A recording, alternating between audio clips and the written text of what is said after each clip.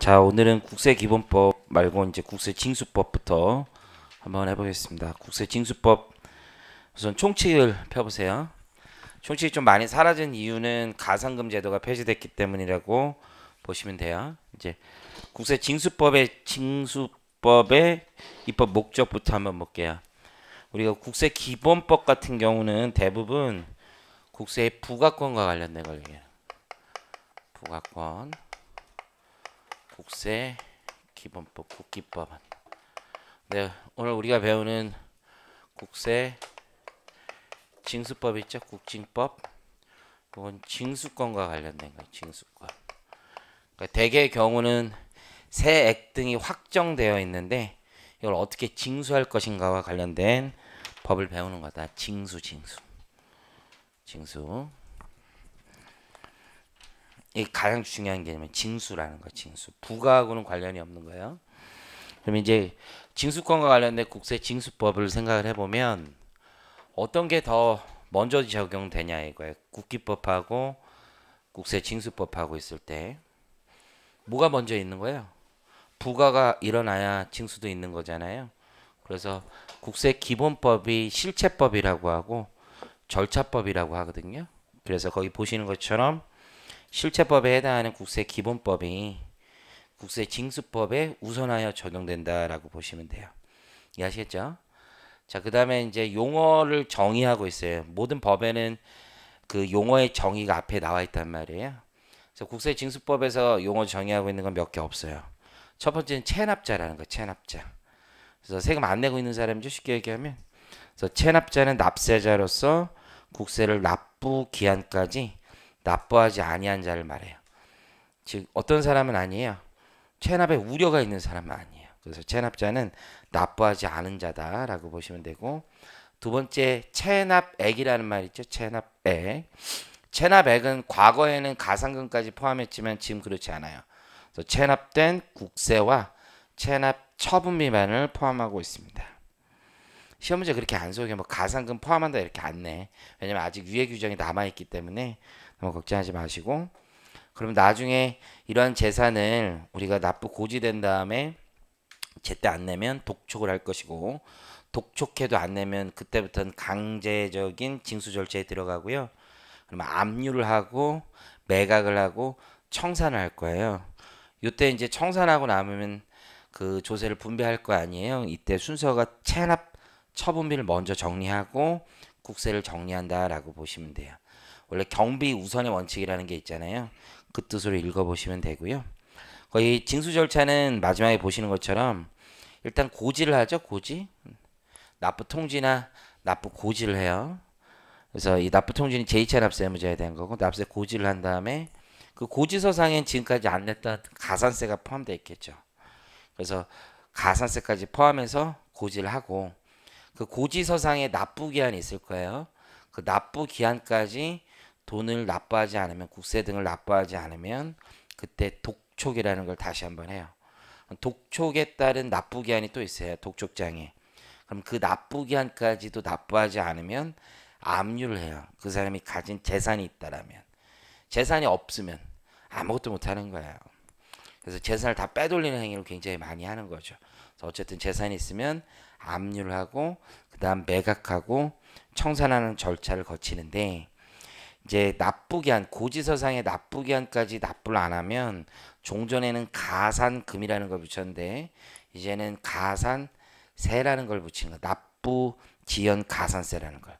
근데 이건 적용은 2020년부터 된다라고 보시면 되고요. 부칙 규정에 보면 가산금이 종전에는 3% 붙잖아요. 3%. 그리고 1.2%의 중과상금이 계속 붙는데요. 요거 율을 다 낮춰줬잖아. 그래서 부칙 규정에 보면은 이 가산금도 어떻게 되냐면 만분의 75로 돼 있어. 만분의 75. 1로 계산하게 돼 있어. 이게 예전에 중과상금 있잖아요. 1.2% 되는 거, 이거를 만분의 75로 지금 유예 기간 동안에 적용하도록 개정해 놨다라고 보시면 돼요. 자, 이제 납세 징수 절차를 갈게요. 징수 절차. 그러면 첫 번째 이제 제목을 보니까 간접적 납세 보전 제도라고 돼 있어요. 직접적이 아니라는 거죠. 간접적인 납세 보전 제도.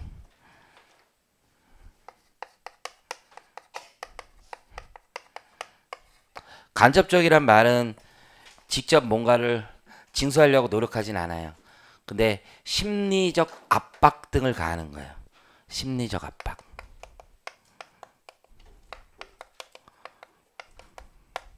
짜증나서 내라 이거죠. 짜증나서. 그러니까 이거 세금 안 내면 뭐 일이 진행이 안 되는 거야.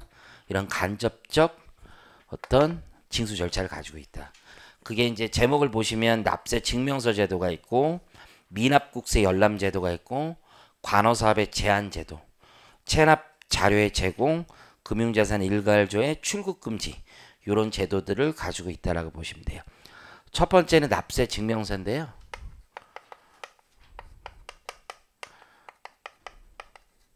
실무에 가면 이 납세 증명을 우리가 국세 완납 증명 이렇게 많이 불러. 완납 증명. 네, 이걸 세무서에 지금 국가와의 관계에 있는 게 국세징수법이고 다른 현실 거래에서도 많이 사용돼요. 근데 그건 지금 여기서 얘기하는 게 아니야. 그거는 자신들이 사업을 인수하거나 M&A 하거나 이럴 때 있잖아요. 그때 이제 사업 양수인의 제2차 납세 의무, 납세 의무 승계 때문에 서로 확인하는 거고 지금 징수 절차에 있어서만 본다라고 보시면 돼요.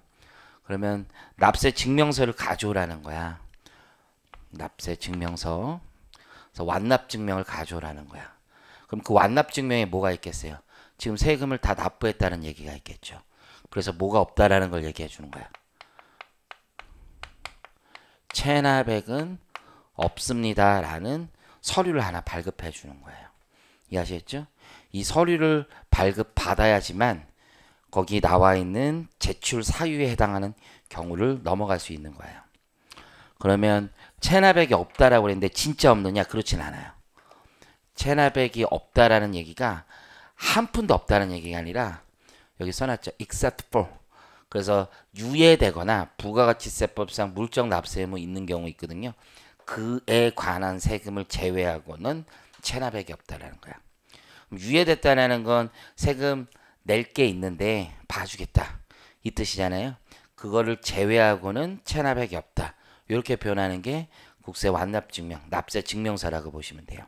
그래서 의의를 첫 번째 보시면 납세 증명서란 납세자가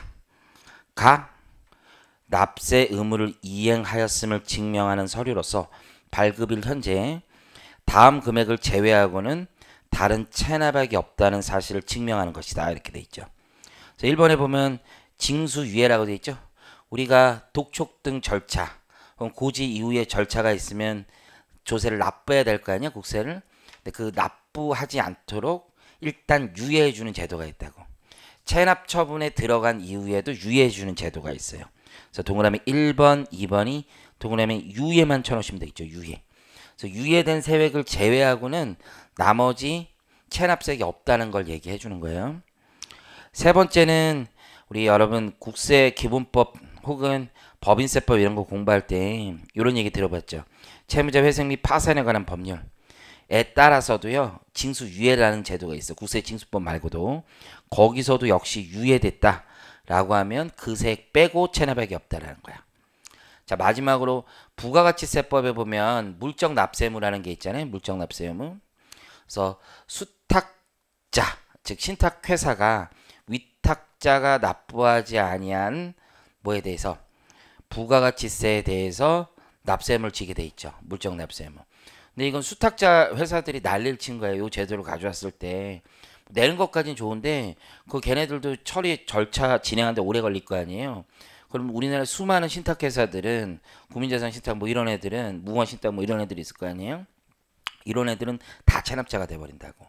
그래서 수많은 제도에서 예외를 다 갖다 꽂아줬어 지금. 그래서 너무 이거에 신경 쓰지 마시고 아 이런 거 있으면 이 사람들은 다 봐준다 이렇게 생각하시면 돼요. 이러한 체납액 빼고는 다른 체납액이 없다라는 사실을 증명해 주는 거예요. 그러면 여기 보시면 체납액이라고 얘기했잖아요. 체납액. 그러면 체납의 원인이 있을 거 아니에요. 원인.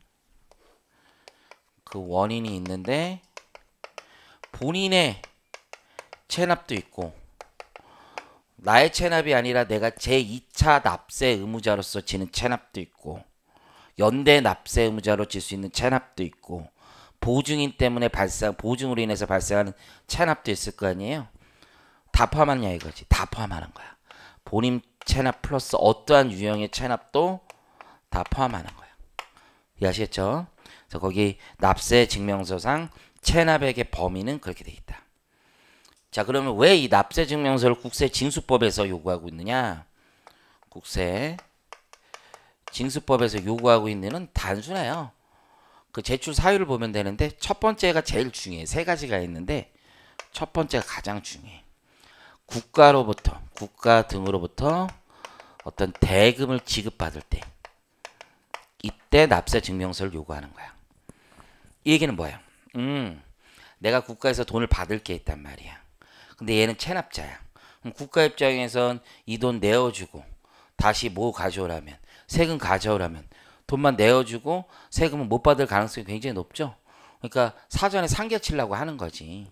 그래서 대금을 지급받을 때 납세 증명서를 내라는 얘기예요. 이해하시겠죠? 증명서 냈는데 체납액이 딱 있어. 그러면 어떻게 되는 거야? 끝나는 거죠. 근데 사실 증명서에는 증명서가 나오려면 이거 빼고는 체납액이 없습니다라고 해야지 증명서가 나오기 때문에 아예 안 나오겠지. 그죠? 그러니까 증명서를 제출하지 못하면 대금 못 받아가는 거죠. 간접적으로 되는 거지. 증명서를 제출해야지만 돈을 받아. 증명서를 제출하려면 어떻게 해야 돼? 세금을 내야 되는 거죠. 이해하시겠죠? 유일한 예외는 뭐야? 징수 유예 받고 있는 중에는 빼고. 그럼 여러분들 이걸 한번 맞춰봐봐. 징수 유예 기간 중에는 징수 유예된 세액이 있는 경우 납세 증명서는 발급 불가능하다. 그건 아니죠. 징수 유예액이 있으면 납세 증명서 줄 수 있는 거야. 이해하셨죠? 징수 유예 세액이 있더라도 그것은 납세 증명서에 영향을 미치지 않기 때문에 발급은 가능한 거죠. 지금 함께 하고 있는 거 맞죠? 그래서 동그라미 1번이 제일 중요해. 근데 이런 게 시험 문제 가끔 나오는데요. 계약할 때도 납세 증명서를 제출해야 되냐 이거죠. 국가 입장에선 계약할 때 필요 없죠. 일 시키면 되잖아요. 일 시키면. 일 시키고 나서 얘가 납세 증명서 안 가지면 그냥 꽁으로 먹는 거죠. 오히려 더 시켜야 되겠지. 더 상황이. 그래서 계약할 때는 대상이 아니에요. 국가 지방자치단체 또는 정부 관리기관으로부터 대금을 지급받을 경우 여기에 모두 포함되어 있어요. 정부 관리기관 있죠. 수많은 정부 관리기관에 여러분들 다 제출해야 돼. 납세 증명서. 돈 받고 싶으면. 현실에서 굉장히 많이 쓰이는 규정이죠. 동그라미 2번, 3번은 둘 다 올해 개정된 내용인데요. 기존에 이제 법률들이 보면 출국하는 경우 1년 이상 거주할 목적으로 출국하는 경우 외국인이 출국하는 경우 이런 경우에 납세 증명서를 요구하고 있었는데 이 법률들이 예를 들어서 75년에 만들어졌었거든. 근데 이 법률들이 사문화돼 있었어요. 사실은. 왜냐하면 우리 세법은 외국인, 내국인을 가리지 않아 원래. 거주자, 비거주자를 가린다고. 그 때문에 이 문구들이 다 문제가 있어서 없애려고 했는데 오히려 다른 방향으로 갔어. 왜냐면 우리나라에서 외국인들이 여러분들 점점 사업활동이 많아지고 있단 말이에요. 그럼 이 사람들이 우리나라에서 세금 안 내고 튀면 안 되겠지. 그럴 거 아니에요? 근데 이 사람들이 튄다는 얘기는 어느 정도 우리나라에서 계속 사업을 하고 있다는 얘기란 말이야.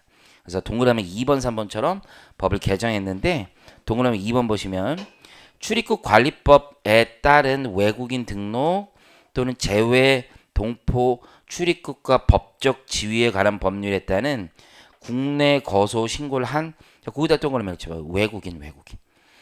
그러니까 거주자 비거주자는 아니야. 만약에 여기서 시험을 내면 비거주자 이런 식으로 낼 거야. 왜냐면 이게 개정된 취지가 거주자 비거주자에서 출발했거든요. 그래서 외국인만 대상이야. 비거주자 아니야. 이 친구들이 언제 납세 증명서를 제출하는 거야? 연장허가. 체류기간 연장. 출국이 아니야 이제. 옆에 출국선에 X 출국 아니야. 출국이 아니라 체류기간 연장 허가 받기 위해서 법무부 장관한테 연장 허가 신청을 낼 거 아니에요. 그때 납세 증명서도 가져오란 얘기야. 이해하셨죠? 연장 허가. 내국인도요. 해외 이주 목적으로 나갈 수도 있잖아요. 그러면 거기 보시는 것처럼 해외 이주법에 따라 외교부 장관에게 해외 이주 신고를 하는 경우가 있어요. 예전에 거주자 여권 제도가 있었는데 그게 작년에 폐지가 됐어요. 그래서 이것도 함께 개정이 된 건데 어디다 밑줄 그으면 되냐면 해외 이주 신고하는 경우 신고. 그럼 그 여권도 다 같이 조정이 된대요. 그래서 저도 좀 알아보니까 그렇게 돼 있더라고. 그래서 해외 이주 신고하는 경우 옆에서야 뭐 1년 이런 규정 없어. 예전에 있었는데 다 없어졌어. 1년 이런 거 없어. 그냥 해외 이주 신고하는 경우야. 이해하시겠죠? 이런 경우에는 납세 증명서를 발급받아야 된다는 거예요. 자, 그런데요. 이 납세 증명서 발급받으려면 본인이 세무서 가서 띄워야 될 거 아니에요. 피곤하단 말이야. 앤드 이게 관계 공무원이 잘 모를 수도 있고요. 그렇죠? 우리나라가 지금 전자정부잖아요. 전자정부. 그래서 우리 관할 주무관서가 있을 거 아니에요. 그 주무관서에서 직접 되게끔 만들었어. 그게 제출 가름이라고 써진 내용이에요. 자, 한번 읽어보면 납세자가 납세증명서를 제출해야 하는 경우에도 그 주무관서 등은 국세청장 또는 세무서장에게 조회하거나 세무서에 직접 조회하라는 거죠. 납세자의 동의를 받아 전자정부법에 따른 행정정보 공동 이용을 통하여 체납 사실 여부를 확인함으로써 제출에 가름할 수 있다 하여야 한다. 하여야 한다. 이거 꼭 그렇게 하라는 거야. 가져오라고 하지 말라는 거야. 니네가 뛰라는 얘기야. 니네가. 밑에 체류 관련 허가도 시행령에 개정된 사항인데 시험 문제 직접 내기는 어려워요. 그래서 그 체류 허가 사항들을 얘기하는 건데요. 그냥 한번 읽어보시면 돼요. 자, 오른쪽에 제출 면제 있는데요. 이게 더 중요하지. 그러면 제출 면제 관련된 건 다 1, 2, 3항이 있었잖아. 아까 제출 사유가 있었잖아요. 다 1항과 관련된 것밖에 없어. 제출 면제는 1항과 관련된 것밖에 없어요.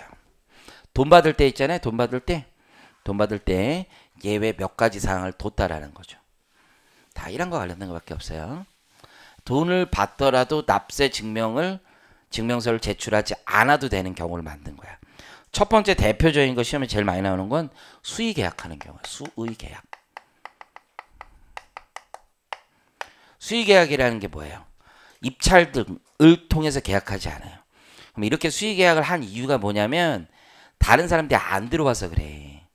그러면 얘밖에 할 수 있는 애가 없는 거예요, 지금. 그런데 얘 보고 하라고 하는데 얘가 갑자기 마음을 바꿔요. 저 돈도 못 받을 건데 왜 해요? 뭐 이런 얘기를 하는 거잖아. 뻔뻔하게 체납자인데도. 어쨌든 간에 돈도 못 받을 걸 제가 왜 합니까? 뭐 이런 얘기를 할 수 있잖아. 그때 돈은 진짜 책임지고 줄 테니까 일을 좀 해줘. 막 이렇게 할 수 있잖아. 근데 납세 증명을 끝까지 요구하면 안 되겠죠. 그래서 거의 첫 번째가 수의계약 하는 경우에 납세 증명서를 요구하지 않습니다. 두 번째, 세 번째는 같은 내용이야. 결국은 돈이 처음부터 어디로 들어갈 건데 국가로 들어갈 거래. 국가로. 그래서 2번은 여러분 이해하기가 쉬워. 어떤 자가 압류를 당한 거야. 채권 압류. 한번 볼게요. 갑이 있는데 이 얘기 이제 앞으로 많이 하니까 을한테 받을 돈이 있어요. 요 을을 채무자라고 하는 거잖아요. 갑을 채권자라고 하는 거잖아요. 근데 세무서가 보니까 누가 체납자야? 지금 얘 채권자가 체납자야. 근데 얘가 받을 돈이 있는 거야. 그럼 이거를 압류를 치겠다는 거야. 그러면 을은 제3 채무자 이렇게 불러요. 을을 제3 채무자. 그러면 얘가 어차피 이 돈이 여기로 쑥 들어올 거 아니야. 그렇죠? 이런 걸 채권 압류라고 부르는 거야. 채권 압류라고 부르는 거야. 채권 압류. 이해하시겠죠?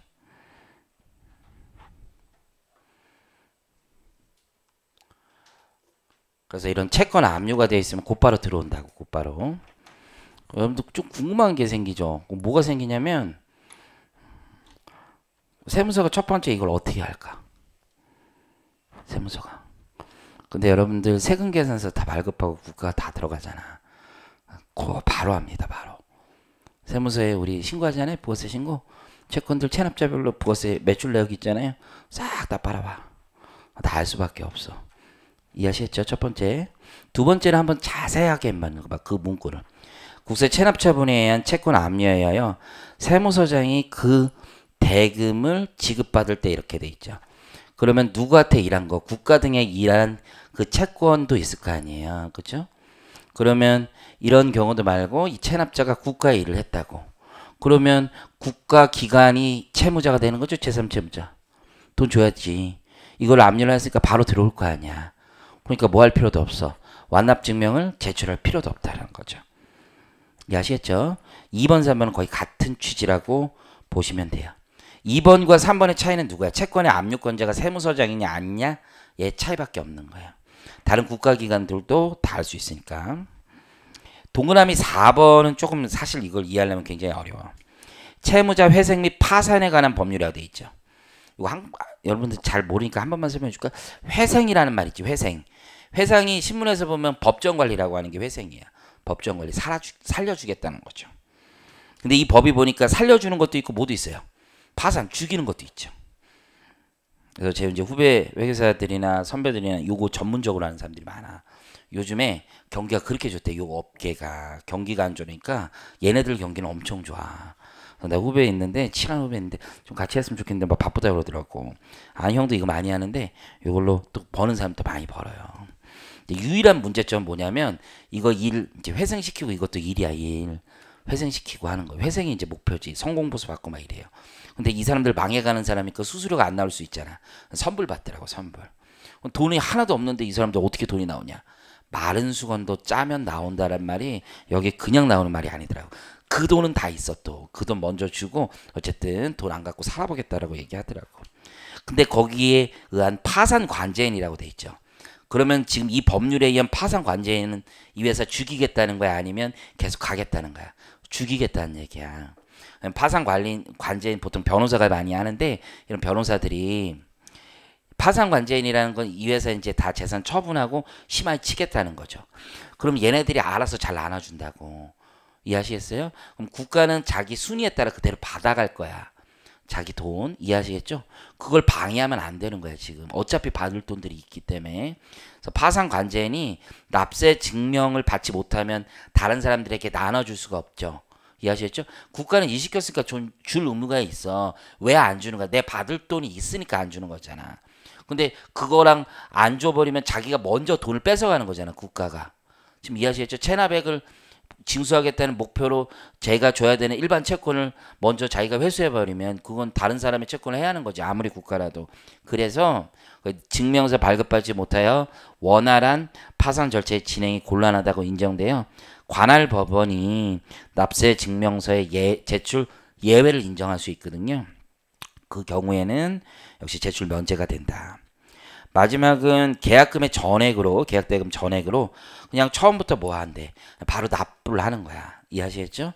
그래서 자기가 납부하겠다고 채권 양도를 해버리면 되겠지. 자, 근데 이제 제출 대상자 특례를 한번 볼게요. 자, 제출 대상자 특례는 이런 건데요.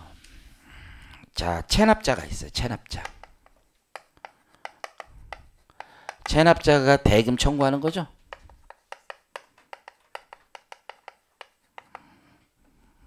누구한테?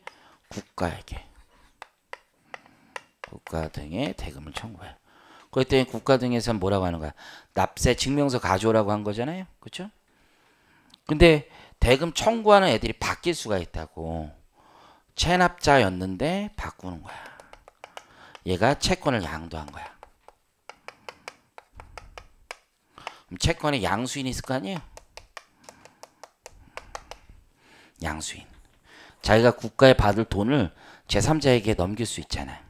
그래서 누가 오는 거야? 이놈이 오는 거지. 이놈이 대금 지급하는 거지.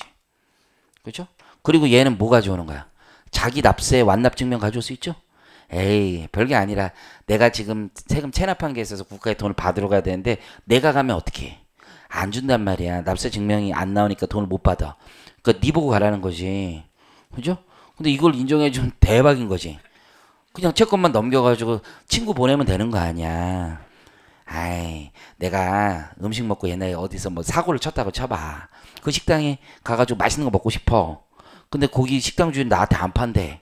비싼 거 지금 친구 보내서 그냥 사오르게 하는 거랑 똑같은 거 아니야. 그렇죠? 그럴 때는 당연히 이놈도 내라고 해야 되는 거지. 더 대박인 건 너도 가져와 그럼.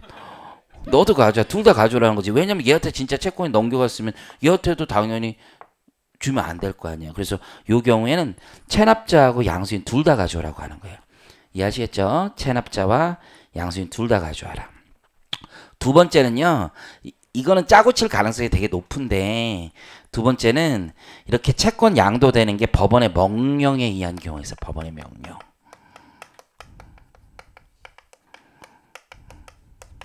법원의 명령에 의한 거라는 건 둘이 짬짬이가 아니라는 얘기죠. 둘이 조세 회피의 의도를 가지고 채권 양도를 했다고 보기 어려운 경우가 되겠죠. 이 경우엔 누구만 가져오라고 하면 돼. 원래 공사한 애 말고 다른 애 보고 가져오라고 하면 되겠죠. 그래서 그 경우엔 압류 채권자 보고 직접 가져오라고 하면 되겠지. 온리 압류 채권자만 가져오라고 하는 거예요. 자, 마지막으로는 이런 게 있어요. 국가가 일을 시켰어. 건설회사한테. 건설회사한테. 근데 얘가 체납자인 거야. 체납자 보통. 그럼 공사가 이렇게 주고 건설회사는 다시 무조건 하청 준단 말이야. 다시 하청업체가 있어요.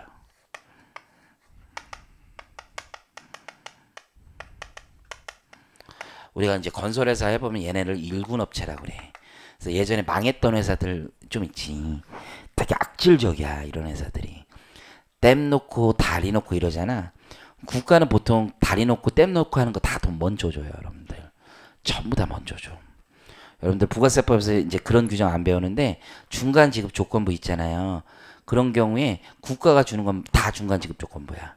개월수 상관없이 무조건 대가의 각본을 받기로 한 때 무조건 끊게 돼 있어. 뭐 예를 들면 뭐 어쨌든 간에 그래. 무조건 돈을 먼저 줘. 그럼 여기에 돈이 꽂혀. 그런 다음에 얘들한테 줘야 되는데 얘네들이 그걸 다 홀딩하고 있어. 여기는 되게 자금난이 생기고 여기는 자금이 좀 안정적이지. 특히 얘네가 어려울 때는 더더욱 안 줘. 지네 먼저 받는 걸 1년 후에 주고 막 그래. 지금 이해하시겠죠? 그러니까 공정위에서도 이걸 되게 문제 삼는 거야. 그래서 어떻게 하는 경우가 많냐면 직접 줘라 국가가. 하청업체 리스트 받아서 이렇게 돈 직접 줘라. 이걸 전문용어로 직불이라고 그래. 직불. 이렇게 직불해 주는 경우가 있어. 그러면 얘랑 계약한 거 아니야 얘랑. 그리고 사실은 얘 돈을 받는 거 아니야. 근데 얘가 체납했다는 이유로 얘를 못 받으면 얘는 기분 좋았다가 더 죽는 거지. 그렇잖아요. 좋았어 얘 하청업체. 좋았는데 갑자기 얘가 체납 못 받아 내가. 아 그것도 이상하지. 그래서 이 경우에 얘 가져오지 마. 누구 가져와? 네 거 가져와. 네 거. 하청업체. 이해하셨죠? 하청업체만 가져오면 된다 이거야. 그래서 수급사업자가 증명서 제출해달라는 얘기예요. 이해하시겠죠? 자 넘겨요. 납세 증명서의 유효기간이 있어요. 유효기간. 증명서라는 건 어제 끊을 수도 있고 오늘 끊을 수도 있고 내일 끊을 수도 있고 뭐 다양한 거잖아. 한참 전에. 하다못해 토익도 증명서 유효기간이 있는데 괜찮아? 이것도 유효기간이 있는 거야. 유효기간.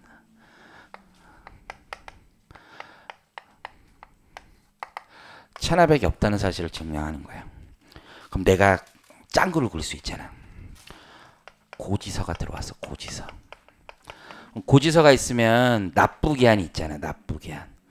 그러면 이때 고지서상에 납기 같은 게 있단 말이야. 납기. 유효기간은 원칙은 30일이야. 그냥 30일 전에 끊어온 거 다 돼. 근데 얘가 짱구를 미리 요 근래 내가 돈을 받을 날이 있는데 고지서는 있는데 난 낼 생각이 없어. 이런 애들도 있잖아. 그럼 그 짱구를 굴릴 수 있으니까 납기 전에 만약에 여기 가운데 그림이 있으면 미안 여기가 납기 몸에 너무 안 좋아. 여기 그림을 가운데다 그리면 돼. 납기가 있었을 거 아니야. 납기. 근데 유효기간이 30일이니까 요네 받아놓고 30일 있다 가져가면 되는 거 아니야. 좀 상황 이해하시겠죠? 원래 요 날이 납기인데 딱 30일 전에 딱 받아놓고 납기에 체납하고 받아갈 수 있잖아. 그걸 제한하기 위해서는 유효기간을 언제까지 끊어놓으면 되겠어. 문서의 유효기간이라는 건 이날까지만 내 인정해 준다는 거죠. 요 날까지로 유효기간을 제한해 놓으면 되겠죠. 요게 핵심이야. 그래서 원칙을 보시면 발급일로부터 30일이 유효기간이야. 발급일로부터 30일. 근데 예외는요. 발급일 현재 해당 신청인에게 고지된 국세가 있거나 또는 이내 고지되어 있는 게 있는 거예요. 발급일이 속하는 달에 법정 납부 기한이 도래하는 국세가 있는 경우에는 언제까지요? 납기까지만 유효기간으로 잡겠다는 거야. 거기 서류에는 분명하게 써줘야 돼요. 어떻게? 그 사유와 유효기간. 그래서 내가 여러분들 잘 모를까봐 서식에 있는 문구를 가져왔어요. 이런 식. 엄마 어디 갔어? 여기 있어. 서식에 있는 문구. 아, 이 서식의 문구가 요 서식의 문구가 아니네요. 미안해요. 다른 문구네요. 지금 제가 몸이 많이 안 좋습니다. 죄송합니다. 자, 지금 목이 너무 뻐근해가지고 약간 내가 파이팅도 넘치지 못하고 그러네. 쏘리. 자, 납세 증명서의 발급이 있어. 어쨌든 유효기간을 거기 분명히 적어야 돼. 납세 증명서의 발급. 얘는 관할이라고 생각하면 돼. 옆에다 관할 쓰면 돼. 관할. 이 옛날엔 중요했는데 지금 하나도 안 중요해. 그냥 이렇게 생각하시면 돼. 자기 주소지 관할 세무서장에 가서 띄면 되는 거야. 원칙적으로. 이해하시겠죠? 근데 지금 관련된 법률은 아무 세무서나 가도 돼. 그걸 다른 세무서에 위임할 수도 있어.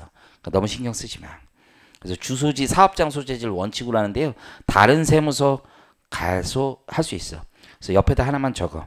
발급 세무서를 달리할 수 있음. 발급 세무서를 달리할 수 있음. 그리고 잊어도 돼. 안 나와. 자, 이제 미납국세 열람 가보겠습니다.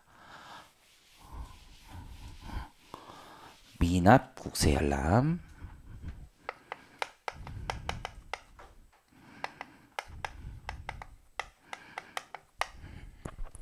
이것도 모 정당에서 되게 노력했었어요. 이거 법을 바꾸려고. 어떤 문제가 있냐면 우리 국세기본법 배우면 이런 문제가 있죠. 법정기일이지. 법정기일. 법정기일이 앞서면 담보채권보다도 앞서면 국세가 우선하는 거잖아요. 근데 우리가 이제 확정기일 같은 거 봤잖아. 확정기일. 임차인. 그렇죠? 임차인. 임차인들이 확정기일 받으면 법정기일보다 뒤에 서면 어때? 지는 거야 무조건. 그래서 확정일자 받는다는 얘기 기일 혹은 확정일자라고 하죠. 확정일자 받는다는 얘기는 이런 얘기예요. 나의 채권의 효력을 마치 물건처럼 효력을 주자는 얘기고, 동사무소 가서 확정일자 받거나 상가 임차인 같으면 사업자 등록 내면서 받는단 말이야. 근데 이거 받을 때 제가 세금을 체납하고 있는지 확인이 돼, 안 돼? 안 돼. 왜? 개인정보야, 개인정보. 그러니까 임대인이 이걸 끊어줘야지 임차인도 알 수 있는 거지. 임대인이 끊어줘야 된다고. 선생님 잘 끊어준다면서요. 야, 그런 건 M&A 하고 이럴 때나 끊어주지. 건물주, 조물주 위에 있다는 건물주가 무슨 끊어줘. 잘 안 끊어준단 말이야. 그러면 생각을 해봐. 자기가 우리나라 서울에서 뭐 전세 한 3, 4억, 뭐 5억 정도 되고 돈 들어갔어. 응? 전세 들어갔다고. 근데 어느 날 갑자기 이게 경매 붙여져. 그리고 나보다 국가가 우선이래. 내 확정일자보다 법정길이 우선이니까. 멘붕 그 자체지. 죽고 싶지 진짜. 목 뒤로 넘어가지. 나 지금 목 뒤로 넘어갈 것 같은데 어쨌든 목 뒤로 넘어가지 진짜. 죽는 거지. 말도 안 되는 거지 솔직히 말해서. 이 사람 입장에서는 진짜 말도 안 되는 거야. 생각을 해봐. 여러분이 결혼해서 한 3, 4년 정도 되냐. 이제 전셋집 하나 구한 거야. 조금 괜찮은 거 월세 살다가 막 한 3, 4억 모았어. 진짜 안 먹고 안 쓰고 막 진짜 그렇게 모은 돈인데 국가가 뺏어가. 이유는 하나야. 법정길이 앞선다고. 그렇잖아? 멘붕이에요. 멘붕. 죽는 거야 진짜. 그래서 이러한 걸 방지하기 위해서 우리 법은 이런 제도를 가지고 있는 거야. 얘가 임차인이 가서 뛰어볼 수 있게끔 하는 제도가 있어. 근데 이게 문제가 뭐냐면 누구의 동의가 있어야 돼. 임대인의 동의가 있어야 돼. 법률에 따르면. 아직도. 이걸 그래서 원래는 돌아가신 분이니까 얘기했는데 노회찬 의원이라고 있잖아. 그분이 법을 개정하려고 되게 노력했었어. 어떻게 개정하려고 그러냐면 공인중개사가 무조건 뛰어서 주는 걸로. 관련된 법률을 개정하려고 하는데 제가 알기로는 공인중개사협회에서 엄청 반대를 했어. 우리 힘들다. 엄청 반대했고, 그리고 자유한국당 지금 또 홍 대표님 지금 당대표 아니시죠? 어쨌든 간에 자유한국당에서도 엄청 반대했어요. 그래서 통과가 안 됐어. 나는 개인적으로 이거 무조건 통과시켜줘야 된다고 생각해. 아니 불쌍한 애들 아니야. 불쌍한 애들. 네가 한번 그렇게 됐다고 생각해봐. 진짜 칼 들고 가지. 칼 들고. 난 세무서 가. 나 같으면 가. 네가 뭔데 지금. 솔직히 국가가 3, 4억 뺏어 가봐야 뭐 전 국민이 그냥 흩어지게 쓰는 돈 아니야 그거. 솔직히 그냥 길바닥에다 그냥 뿌려놓은 돈. 나 그래 그 길바닥에 뿌려놨으니까 나도 길바닥 가서 잘하는 거야? 내 돈 가지고 잘하는 거야? 미친 거지. 이거 말도 안 되는 제도지. 솔직히 말하면 동의를 받으라는 거 정말 안 좋은 거지. 근데 이게 전세 시장이 되게 안 좋으면 동의서를 끊어줘. 임대인들이. 전세 시장이 되게 상황이 좋고 막 이렇게 활황이잖아. 그럼 사람들이 막 세입자가 구하기 힘들잖아요. 그럼 끊어달라면 막 짜증내는 사람들 되게 많단 말이야. 자기 인감 내야 되고 막 하니까. 그렇죠? 그나마 다행인 게 관련 법률 그나마 다행인 게 옛날에는 이거 관할세무서에서 가서 무조건 끊게 되는데 요즘 동사무소에서도 끊을 수 있어. 관할세무서 그러니까 동사무소가 끊어주는 건 아니고 관할세무서가 끊어줘서 동사무소에 팩스 넣어주게 돼 있어. 그래서 이제 그런 거 받게끔 해주는 게 맞지. 근데 어떤 집주인들은요, 되게 똑똑한 사람들은 집주인이 오히려 먼저 끊어줘. 나 괜찮은 사람이다 이러면서 끊어줘. 임차인은 알지도 못하는데 막 가서 설명해줘. 설명해주면서 이런 제도가 있고 이게 안전하다 이런 걸 얘기를 해줘. 굉장히 좋은 사람들이죠. 어쨌든 나는 먼저 가서 얘기해줬어 진짜로. 내 집 저기 용산에 사는 건데 먼저 얘기해주는 거지. 그래야지 사람이 정상적인 사람이라면. 어쨌든 그렇다는 거지 뭐.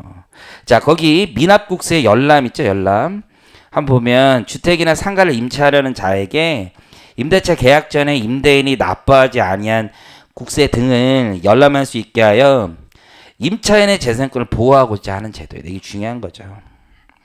근데 가운데 파란색 있지. 임대인의 동의가 있어야 돼. 동의가 아직까지 법률이.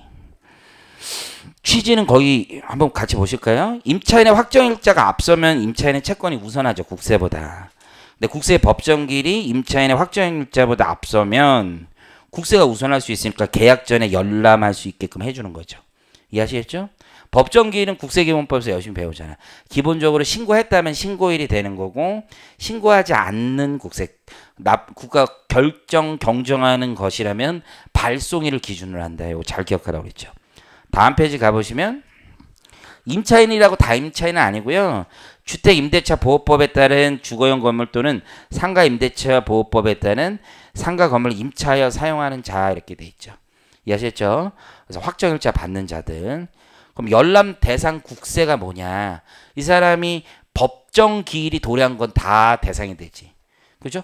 법정 기일이 도래한 건 다 대상이 되는 거야. 그래서 거기 열람 대상 국세는 여기 보세요. more than 1,500이야. 1,500 이상이라고. 왜?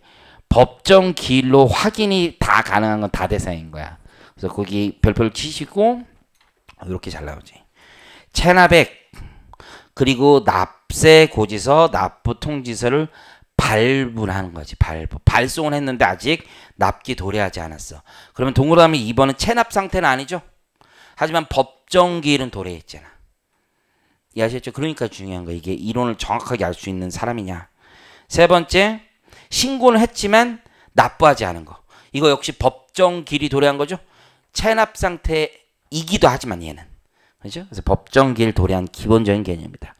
체납액뿐만 아니라 화살표 볼까요? 신고하지 않은 국세는 고지서가 발부되기 전까지는 열람 가능하지 아니함. 이해되시죠? 이건 크게 문제가 안 되죠? 왜? 법정기일이 도래하지 않았죠? 신고하지 않았어. 그럼 법정기일이 없는 거잖아. 결정 또는 경정으로 고지서가 나와야 될 거 아니야. 열람 신청, 동의를 같이 증명할 수 있는 걸 같이 해야 되겠지. 자, 그런데 여기 보시면 이런 문구가 써져 있어. 서식에. 서식 많이 가져올래다 그랬네.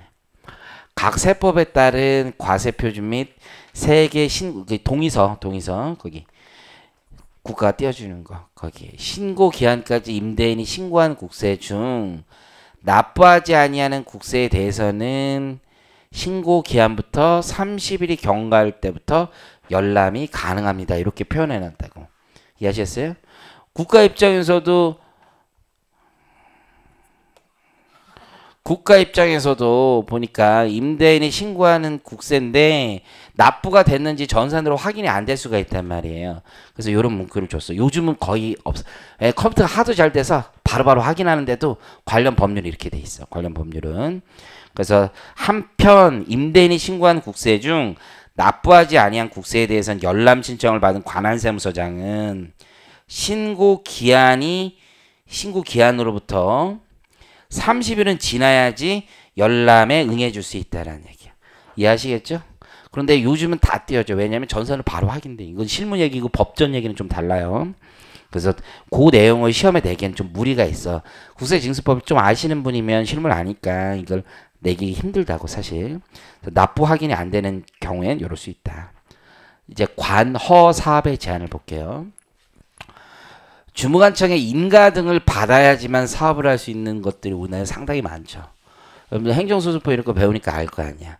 관계관청에게 인허가를 받아야지만 사업을 할 수 있잖아. 그래서 그걸 정부로부터 허가 받아야지 사업할 수 있는 걸 관허 사업이라고 하죠. 그죠? 하다못해 내가 음식점을 하려고 해도 다 허가가 있어야 되잖아. 식품위생법에 따라 허가가 있어야 되고. 그런데 국가가 뭐래? 이렇게 허가를 내지 말라는 거잖아. 허가를. 그죠? 그러면 허가를 내주지 말래. 사업하지 말라는 얘기지. 그러면 처음부터 허가를 안 내주는 게 있지. 사전적으로 제한하는 방식이 있어요. 사전적. 근데 이왕에 사업을 시작했는데 허가를 연장해 주지도 말래. 아니면 영업 정지시키래. 취소시키래. 사후적 이런 게 있지. 솔직히 말도 안 되는 거지. 개인적인 생각입니다. 세금 좀 안 냈다고 사업을 못하게? 이건 말이 안 되죠. 저 개인적인 생각입니다. 세금을 좀 안 냈다고 사업을 못하게 하면 그럼 어떻게 세금을 내? 그렇잖아. 이거 뭐 감정적이고 나발이고 간에 세금을 안 냈다고 사업을 하지 못하게 하면 무조건 뭐 앵벌이하고 노가다 뛰란 얘기야? 이 사람이 할 줄 아는 거 몇 개 없어. 사업하는 사람은 사업밖에 못해요. 그렇잖아. 자기 벌을 못 줘. 지 벌을 걔 못 준다고 똑같아. 도박하는 놈 계속 도박하는 거고 사업하는 사람은 계속 사업하는 거고 뭐 그런 거란 말이야. 배운 게 그거밖에 없는데 어떻게 해. 사업을 하지 말래. 아니 음식 사업하다 갑자기 음식 사업 못하면 뭐 다른 거 해? 그것도 너무한 거지. 무슨 사업해? 내가 뭐 셰프였어. 평생 셰프로 살았어. 요리사로 살았는데 갑자기 무슨 사업을 해? 뭐 회계세? 세무세? 그건 악랄한 거지. 그거는 죽으란 얘기죠. 괜찮아? 그래서 여기서 핵심 뭐냐면 정당한 사유, 정당한 사유. 핵심은 그래서 정당한 사유 없이 국세를 체납할 때 이런 표현이 있는 거지. 그죠? 그러면 어떤 얘기냐면 얘가 세금을 안 낼 이유가 없어. 이 정당한 사유는 여러분 뭐 가산세 이런 데서 보는 거하고 달라. 세금을 안 낼 이유가 없어. 안 낼 상황이 아니라고. 집에 돈이 있어. 분명히. 그런데 안 내는 놈들만 지금 관어사업을 제한하겠다는 거죠. 그럼 다른 말로 하면 돈이 없어서 못 내는 애들은 봐줘야지. 이거 사업은 하게 해줘야 될 거 아니야. 사업은. 다른 건 몰라도. 그냥 돈이 없어. 괜찮아. 근데 돈이 분명히 있는 것 같은데 안 내. 짜증나는 거지. 친구들 중에 그런 친구 없어? 난 고등학교 때부터 그런 애들이 있는데 지금도 가끔 연락하는 애 있어. 좀 친구 좀 그래. 걔는 보면 항상 같이 밥 먹으면 밥값을 안 내. 고등학교 때부터. 근데 뭐 지 옷 사고 이런 건 엄청 좋은 거 살려고 그래 맨날. 재수없지 솔직히. 야 공동으로 같이 먹는 건 내야 될 거 아니야. 이게 세금도 그런 거 아니야. 세금도. 세금 내고 지 거 해야 되는 거지. 그렇잖아? 근데 내 친구 중에 뭐 정당에 있는 게 이제 유명하지 않은 정당 사람들이 뭐 표를 많이 못 받는 정당 있잖아. 학교 때부터 데모하던 애 있어. 그 진짜 거지처럼 살아. 그렇잖아. 걔랑 밥 먹으면 그냥 내가 그냥 돈 없으니까. 그건 괜찮아. 솔직히 말해서 그렇지 않아요? 내도 되지 그거. 내 친구 중에서 공무원 있어. 고위 공무원이야. 고위 공무원. 4급 공무원이야. 그렇잖아? 걔 있지 걔.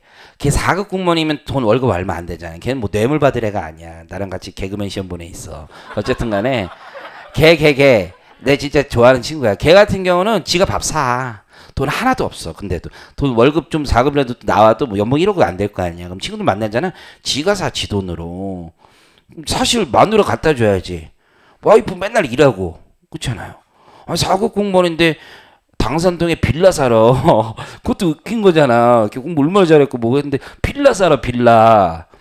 반지하는 아니야. 그나마 지난번에 반지하는 아니라고 되게 강조하더라고. 어쨌든 2층이라고 자기 집 2층이라고 그런 애들도 있고 뭐 사람마다 다른데 어쨌든 관어사업의 제한 이거는 정당한 사유가 핵심이야. 핵심.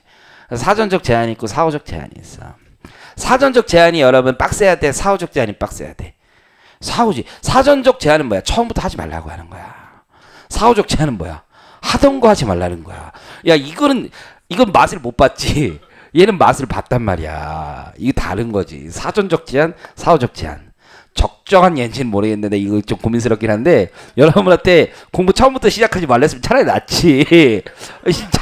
처음부터 하지 말라고 했으면 차라리 낫지. 이제는 뭐 어떻게 할 수가 없잖아 지금. 아씨 열받지. 처음부터 하지 말라고 그랬으면 누가 말려줬으면 좋겠지. 처음부터 말려줬으면 내가 이거 좋았을 텐데 지금은 어쩔 수 없어. 지금 하지 말라는 새끼가 더 미운 거지. 그렇잖아. 처음부터 하지 말라고 그러면 그건 나아. 그쵸? 그래서 사후적 제한이 훨씬 더 빡세. 보시면 정당한 사유 없이 그냥 국세를 체납하면 허가하지 않을 것을 요구할 수 있어요. 누구한테 요구한다는 거야? 세무서장이 주무관서에 요구한다는 거야. 이해하시겠어요? 여기는 3회 이상 체납해야 돼. 3회 이상.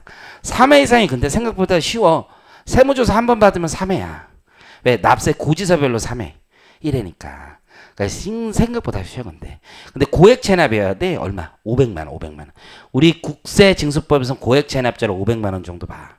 이해하시겠어요? 자, 거기 보시면 이제 교재 정리해 보면 의인 한번 보시면 되고 사전적 제한. 그래서 지방국세청도 지금은 고액 체납을 관리하기 시작했어 어차피. 그래서 지방국세청장까지 포함해서 정당한 사유 없이 국세를 체납하면 허가를 요구하지 아니할 수 있어요. 허가 등을 하지 않을 것을 요구할 수 있다. 오른쪽 사후적 제한. 얘는 3회 이상이에요. 그리고 500만 원 이상. 여기서는 허가라는 말을 쓰지 않지. 사전적 제한은 거기에다 동그라미를 쳐봐. 허가. 허가는 처음부터 안 내주는 거죠? 그렇잖아요? 오른쪽은 뭐야? 영업 정지, 취소 이런 거지. 정지, 취소가 결국은 사후적 제한. 법조문에는 사전적, 사후적 이런 말 없어. 그래서 조문 그대로 보면 허가, 사전적, 정지, 취소, 사후적. 체납 횟수, 체납액 보시면 되고 체납액은 지 것뿐만 아니라 남의 거 다 똑같아. 그럼 정당한 사유가 문제가 되는 거지.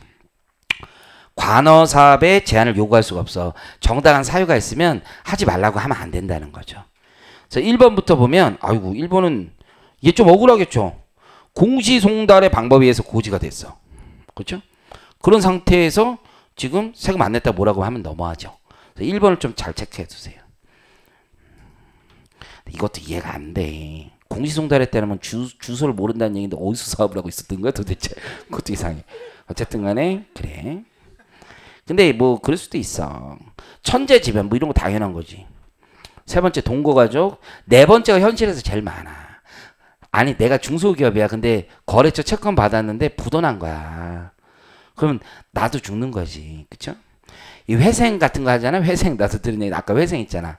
그러면 큰 회사 하나 망하잖아. 그러면 걔 망하면 밑에 애들도 다 회생 들어가.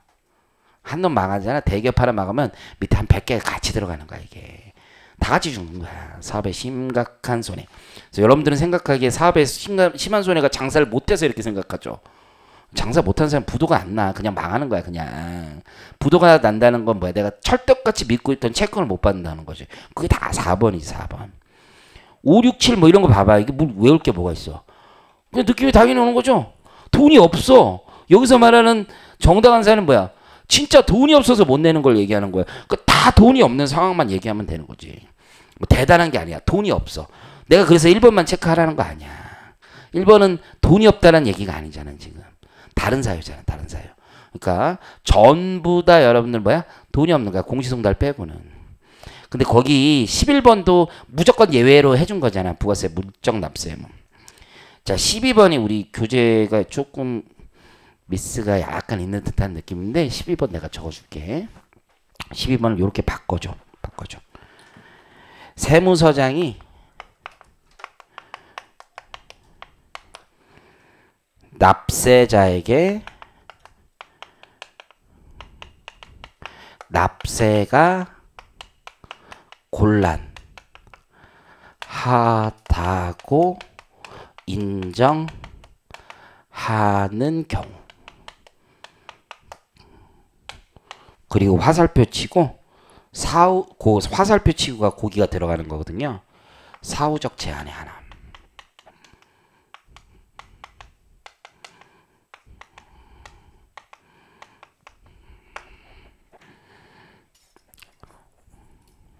자, 이게 무슨 뜻이냐면 이 안에 사업을 하고 있어요. 근데 이런 사유가 없어. 특별히 뭐 부도난 것도 아니야. 그쵸? 뭐 강제 집행을 당하고 있는 상황도 아니야. 근데 와서 얘기하는 거야. 제가 못 내는 게 진짜 돈이 없어요. 왜? 그랬더니 정말 돈이 없어요. 너 좋은 거 먹고 좋은 거 쓰는 거 아니야? 그랬더니 아니에요. 저는 한 달 100만 원 벌어서 진짜 100만 원 쓰고 살아요. 이거는 진짜 뭐 어떻게 할 수가 있는 게 아니잖아. 그래서 세무서장이 그냥 딱하다고 인정하는 경우는 사후적 제한에 든 거야. 이해하시겠죠? 사후적 제한의 하나. 세무서장이 딱하다고 생각해도 뭐 할 수 있는 거야? 사업 취소하지 말라고 할 수 있는 거야. 웬만하면 하지 말아야지. 사업을 하고 있는데 그걸 하지 못하게 하는 것 자체가 문제가 있다고 생각해. 요구의 철회. 세금 냈어. 그럼 당연히 요구 철회해야 되겠죠. 그래서 다음 페이지 기출문제 하나 느낌 한번 봐봐. 느낌. 납세자 또는 그 동거 과정의 질병으로 납세가 곤란하여 체납이 발생한 것으로서 세무서장이 인정하는 경우 허가 등을 받아 사업을 경영하는 자가 해당 국세를 3회 이상 체납하고 체납액이 500만 원 이상인 경우 때도 그 주무관서에 관어사업의 제한을 요구할 수 없다. 당연한 거지. 하라고 해야지. 웬만하면 하지 말라고 하면 안 되지. 이해하시겠죠? 그래서 웬만하면 주무관서 요구할 수 없는 거야. 요구하면 안 되는 거야. 세무서장님이 뭐라고 남의 사업을 못하게. 자꾸 요 마인드가 중요한 거야. 자, 네 번째 체납 자료의 제공. 이건 뭐야? 체납 자료의 제공은 신용 불량자를 만들어 버리겠다는 거지. 제일 많이 활용하는 거죠. 그래서 신불자 만드는 거. 세금 안 내면 그냥 신용 불량자 만들면 게임 끝나죠. 그래서 우리나라에 신용 불량자가 엄청 많아. 그 발생 원인의 8, 90%가 여기에 있어. 체납에 체납. 이해하시겠죠? 근데 여러분들 신용 불량자 만드는데 내가 예를 들어서 종합소득이 있는 사람이야. 근데 5월 30일 날 내는데 뭘 깜빡했어. 깜빡. 그랬다가 다음 달에 내. 근데 그거 가지고 신용 불량자를 만들어. 이건 진짜 너무한 거지. 사람이 신용 불량자라는 건 잠깐 못 낼 수 있지. 근데 뭐야? 그 기간이 장기간이어야지. 독촉도 오고 막 이러는데 에이 몰라 나 몰라 이랬을 때 신용이 불량한 거지. 하루 이틀 늦게 냈다고 그걸 가지고 신용 불량하다고 그냥 뭐 한 달 늦게 냈다고 신용이 불량하다고 함부로 얘기하면 안 되겠죠. 그래서 거기 대상자에서 첫 번째 연이 있네. 1년은 넘어야지. 1년은. 그리고 내가 세금 좀 체납했는데 에게 5만 원 체납했어. 날 이렇게 개망신 줘도 돼요? 그건 너무하잖아. 고액은 돼야지. 고액. 우리 국세징수법에서 고액은 뭐냐면 500만 원이에요. 500만 원. 요거 넘어야지 체납 자료를 누구에게 제공해 주는 거야. 신용정보기관에게 제공해 주는 거야. 거기서 신용불량자 등록을 하거든요. 이해하시겠죠? 그런데 체납이 있다고 무조건 보내? 그것도 아니라는 거지. 봐주고 있었어. 봐주고 있었어. 봐주려면 화끈하게 봐줘야죠. 뭐 이런 거야. 세금 안 내도 되는데 내가 신용불량자는 등록한다. 이것도 웃긴 거지. 안 내도 돼, 안 내도 되는데 신불자는 등록해야 돼. 어쩔 수 없어. 뭐 이거 장난하는 거죠. 그래서 거기 동그라미 보면 2, 3 같은 얘기지. 4번은 외우지 마 이제. 다 끼워준 거야 다. 얘네들이 억울하다니까 다 면제해 준 거야 그냥. 그죠? 다 빼버리고 싶은데 또 안 넣으면 안 넣는다고 뭐라 그러지 또 그래가지고 넣은 거야. 1번이 중요하지. 1번이 시험 문제. 이건 뭐야? 얘가 조세 불복 중이야. 그럼 생각해봐. 불복을 해. 근데 조세 불복을 한다고 집행이 정지되진 않죠. 세금은 내야 돼. 근데 안 내. 그랬더니만 신용불량자 등록을 해. 근데 얘는 진짜 억울해서 이런 애들도 있잖아요. 세상에. 진짜 자신감으로 충만한 사람들이 있지. 세상에 보면. 나 이거 이긴다. 가산세 어차피 나와도 상관없다. 본세가 취소되면 부종성에 따라 가산세도 다 날라간다. 나 이긴다. 그런 진짜 자신감 있는 애들. 그렇잖아. 변호사 중에서도 뭐 그런 애들 있잖아. 내 친구 중에서 변호사인데 또 자신감이 있어요. 되게 똑똑한 애야. 정말 똑똑한 애인데 그중에서 통화했는데 걔가 옛날에 나 했던 유명한 말이 있어. 내가 딱 진짜 느낌이 확 왔어. 뭐 얘기하는데 뭐, 야, 그거 지면 어떻게 하냐 그랬더니 그 변호사가 한 말이 내가 질 거라고 생각해? 딱 그러더라고. 자신감이 충만한 거지. 그쵸? 대박인 거지. 그래서 그런 사람 있잖아. 내가 질 거라고 생각해? 뭐 이렇게 사는 사람들이 있어. 그래서 안 내. 신불자를 등록시켰어. 근데 걔가 진짜 이겼어. 그럼 이거 회복할 수 없는 손해죠. 신용 불량이 되면 경제활동이 어렵단 말이야. 그거를 지금 못하게 해놓고서는 나중에 이겼으니까 죄송해요 이렇다고 해결될 일이 아니잖아. 이미 덮어 씌워놨으면 끝이란 말이야. 자, 우리 언론도 그렇지. 언론도 사람 개망신 줬다가 나중에 미안 이러면 이미 개망신 다 먹었지. 사람들의 마음속에는 박혀있지 이미. 그렇잖아? 안 되는 거지. 다섯 번째, 금융자산 일괄조회라고 있죠. 금융자산 일괄조회. 우리 금융실명제가 있어요. 금융실명제. 금융실명제라는 게 뭐냐면 금융실명 거기 법을 봐봐. 실명 거래 및 비밀 보장에 관한 법률이야. 그럼 금융실명제에 따르면 금융기관은 비밀을 보장해줘야지. 그렇기 때문에 비밀을 보장한다는 얘기가 뭐야? 누가 물어봐도 대답해주지 않는 거죠. 저는 요즘에 그 트위터나 페이스북, 구글 이런 거 보면서 참 감동을 많이 받아. 우리나라 정치인이 관련 자료를 달라, 우리나라 경찰이 달라. 그래도 어떻게 합니까? 시끄럽다는 거지. 그게 진짜 비밀 보장이죠. 야, 내가 왜 줘? 막 이런 거잖아. 난 안 줘. 끝까지 그렇게 하는 거. 우리나라 인터넷 포털을 보십시오. 달라 그러면 바짝 졸아가지고. 그렇잖아요? 내가 뭐라고 얘기하긴 그런데 저기 한남동에 가면 뭐 포털 회사가 있어요. 거기 앞에 가는데 경찰차가 그렇게 많이 들어가더라고. 내가 아침에 차가 좋을 때 여기 넘어가더라. 경찰차 들어오고 나가는 걸 그렇게 많이 봐. 그렇게 쉽게 들어가면 어떡해. 그렇잖아? 어쨌든 금융도 그래. 금융거래 진짜 비밀이라면 뭐야? 진짜 비밀이라면 누가 물어봐도 안 대답을 안 해야지. 하지만 우리 법은 국가가 물어보면 대답해 주라는 거지. 그래서 금융실명제에 관한 법률의 예외 조항이 여기 국세징수법에 있는 거야. 닥쳐 내놔 이거죠. 이해하시겠죠? 그래서 이자 주고 배당 준 자료 무조건 내놓으라 이거야. 이해하시겠죠? 이자 주고 배당 준 자료 있으면 무조건 내놓으란 얘기야. 그래서 무조건 내놓으라. 이게 참 슬프네. 여섯 번째 출국 금지. 못 나가게 하는 거야. 못 나가게. 아까 스타트 할 때는 진짜 힘들었는데 조금씩 나아지. 강의하니까 오히려 조금씩 나아져. 그렇죠? 많이 웃으면 더 나아져. 내가 일반적으로 개그 욕심이 있어서 그런지. 어쨌든 그래. 못 나가게 하는 거야. 못 나가게 하는 거야. 출국 금지.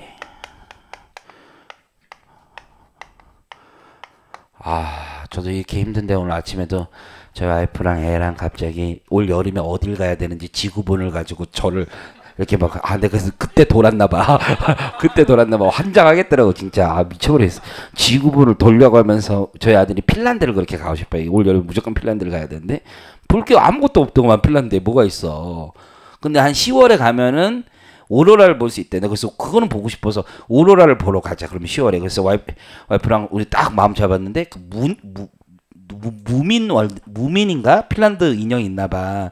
그게 야외 공원인데 6월부터 8월까지밖에 안 돼. 핀란드가 추우니까 겨울엔 추우니까 그때 안 가면 안 된다. 근데 오로라는 10월부터 나온다는 거야. 그럼 내가 왜 가냐. 그때 우리 아들은 오로지 무민월드 거기를 가야 되겠다는 거야. 그거 아무것도 없는 거죠. 그 진짜 나띵이야 나띵. 내가 그래서 정민아 이거 아니다. 이건 진짜 나띵. 아빠가 웬만하면 네가 해달라는 거 다 하는데 이건 진짜 인형 내가 하나 더 사주면 되지 않냐. 이건 아니다. 그랬더니 자기가 결정했대. 뭐 이런 새끼 다 있어. 어쨌든 간에 우리 아들 출국 금지를 시켜버려야 되겠어. 진짜 출국을 금지시켜든지 내가 이거 힘들어 죽겠어. 출국 금지. 세금 안 냈다고 못 나가게 하는 거. 이거 대박이지 대박. 세금 한 번 안 냈다고 또 우리나라 해외를 못 나가게 하고 이거 어떻게 살라는 거야. 그죠? 인권 침해야. 인권 침해. 인권 침해야. 거주 이전의 자유가 있는 나라에서 그렇잖아. 인권 침해야. 함부로 하면 안 되지. 그래서 거기에 맨 처음에 국세청장이 나오는 거지. 세무서장님이 할 수 있는 일이 아니라는 건 청장님이 하는 거야. 청장님이. 근데 언론에 기사 이게 되게 많이 나와. 뭐가 많이 나오냐면 고액 체납자인데 왜 출국시켰냐. 되게 많이 나오는 거야. 고액 체납자인데 왜 출국을 시켰냐. 세금 내면 괜찮은 거잖아. 그래서 출국 금지는 꽤나 많이 시키는데 국세청 감사 같은 거 하면은 엄청 욕 많이 먹어. 이게 많이 못 시켰다고. 어쨌든 간에 정당한 사유 없이 그 앞에 정당한 사유 없이는 그냥 시행령이 없어. 이거는 그냥 판단 기준이야. 앞에 거랑 앞에 배웠던 정당한 사유랑 전혀 달라. 정당한 사유 없이 5천만 원 이상의 국세를 체납했다. 고액이지. 진짜 고액이지. 이건 10배 튀겨준 거지. 우리가 국세 징수법에서 원래 500만 원 있잖아. 얘는 5천만 원 큰 거지. 관할 세무서장이 압류 공매 등으로 조세 채권을 확보할 수 없고 체납 처분을 회피할 우려가 있다고 인정돼야 돼. 두 개 다 있어야 되네. 돈도 못 받고 얘는 도망다리를 해라고 인정이 돼야 돼. 출국 금지는 국세청장이 시키는 게 아니에요. 법무부 장관이 하는 거지. 법무부 장관. 여러분들 나이가 좀 있는 분들은 스티브 유 이런 애 알지? 스티브 유. 그렇죠? 입국 금지, 출국 금지. 그 스티브 유. 걔도 법무부 장관이 하는 거지. 무슨 국세청장이 하는 거야. 출국 금지 대상자 있죠. 여러분 출국 금지 대상자는 대전제가 여기야. 여기 잘 봐. 밑에 있는 게 중요한 게 아니야. 이거야. 정당한 사유 없이 5천만 원 이상의 세액을 고액을 체납했어. 더 중요한 건 뭐야? 체납 처분을 회피할 우려가 있는 자야. 기본적으로. 돈 안 내고 막 도망다니는 놈들. 나쁜 놈들 이런 거죠. 법조문에 이렇게 쓴 거야. 나쁜 놈들. 그런데 그게 누가 나쁜지 구체적으로 알 수가 없잖아. 그래서 대통령령 시행령에다가 좀 구체적으로 쓴 거야. 구체적으로. 아 이런 애들은 좀 진짜 질이 안 좋다. 그렇죠? 질이 안 좋은 애들이 어떤 애들이야? 돈 있는데 안 내는 놈들이지. 아까부터 얘기했잖아. 징수법에서 이런 놈들이 최악이야. 최악. 어떤 애들? 있는데 안 내는 놈들. 돈 있으면서 밥값 안 내고. 세상에 제일 싫은 애들이지. 있잖아. 있으면서 밥값 안 내고. 없으면 나 인정해요. 없으면. 그렇지만 있는데 안 내. 그래서 출국금지 대상자 한번 보죠. 1번 봐. 때리고 싶죠? 배우자 직계 좀비속은 국외로 이주했어. 기러기의 느낌이 나죠 지금. 야, 돈 많단 말이야 얘네들. 해외에 있어. 우리나라 정서상 좀 그런 거 있잖아. 가족들 다 미국에 있고 뭐 캐나다에 있고 얘는 한국에 있는데 막 돈은 안 내고. 나쁜 놈들이지.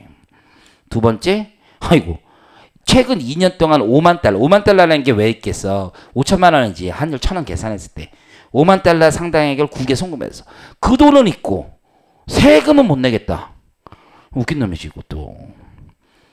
참나. 미국에 5만 달러 이상의 국외 자산이 있어. 이놈도 웃긴 놈이지. 하와이에 집이 있대. 근데 세금은 안 내. 선생님 그럼 그거 뺏으면 되지 않습니까? 여러분 압류 재산은 국내 재산만 압류할 수 있어. 압류나 뭐 이런 건 국외 재산은 못 해. 그러니까 이거 뺏을 수가 없단 말이야. 안 그러면 국제 공조를 요청해야 돼. 굉장히 어려워. 네 번째, 얘네들은 이미 검증된 애들이지. 나쁘다고. 고액 상습 체납자. 그렇죠?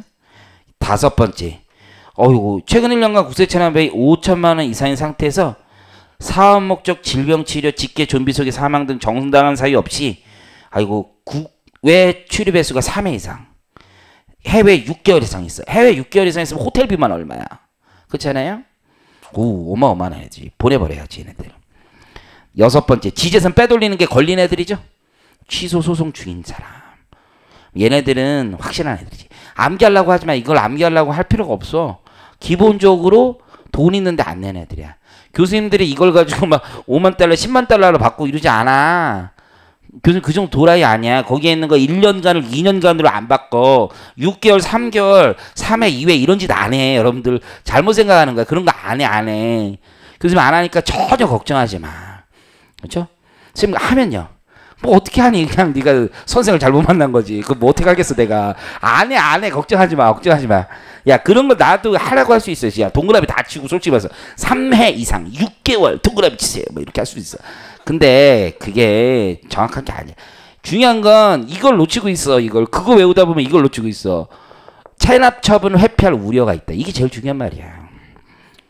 밑에 시험서 15년 나온 거 봐봐. 기출. 국세청장은 정당한 사유 없이 5천만 원 이상의 국세를 체납한 중 대통령령으로 정하는 자에 대해서 법무부 장관에게 출국 금지 요청해야 된다. 이게 틀린 말이 아니잖아. 세액 5천만 원 이상이고, 그렇죠? 거기 체납했어. 대통령령이 정하는 자가 누구야? 우려가 있는 애들이잖아. 이런 애들. 쓸데없이. 그러니까 여기 요청해야 된다. 이 말이 틀린 말이 아니라고. 그러니까 여러분들 그거 자꾸 5만 달러 이런 것만 보고 있으면 이 말을 오히려 못해. 시험장 가서. 왠지 좋은 말 같고 맞는 말 같은데 왜 5만 달러가 없지? 이러고 있는 거야. 답답한 거지. 통보해줘야죠. 너 못 나간다 얘기를 해줘야지. 그래야 비행기표 안 끌 거 아니야. 어쨌든 통보. 다음 페이지 가보시면 이게 중요하지. 해제 요청.